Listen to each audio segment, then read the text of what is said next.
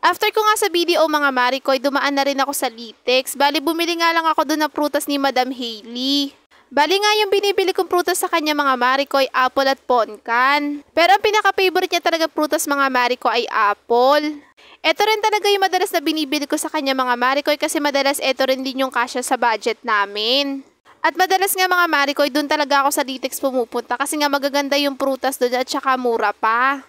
Bali yung pinambili ko nga ng prutas niya mga Marikoy ay yung kinita ko nga din sa pagti-TikTok affiliate. Bali nga mga Marikoy, yung 50% yun yung binayad ko doon sa ate ko and yung 50% naman yung naiwan para sa amin. Bali bumili nga rin ako ng kalahating kilong rambutan mga Marikoy. Isa rin to sa mga paborito ko at mga paborito rin ng fur babies ko dati na si Kiara at saka si Ichi. Share ko na rin sa inyo nga mga Marikoy itong nabili kong adjustable kitchen drain rack. Bali 28 pesos lang siya mga Marikoy plus free shipping pa nga. Yung size nga niya mga Marikoy ay 38 by 18 by 8 cm.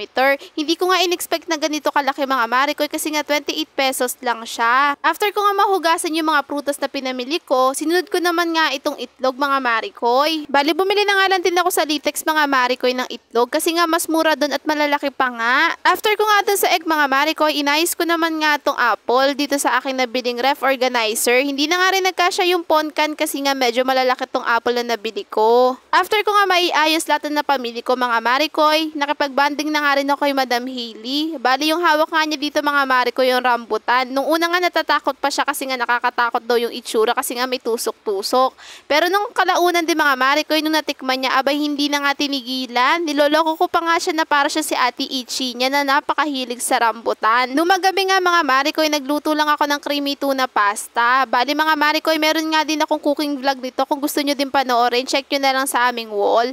Mga Marikoy, naglagay lang din ako dyan ng chili garlic oil. Meron din akong cooking vlog niyan kung gusto nyo rin panoorin. So ayun lang for today's video. Sana nag-enjoy kayo and follow for more.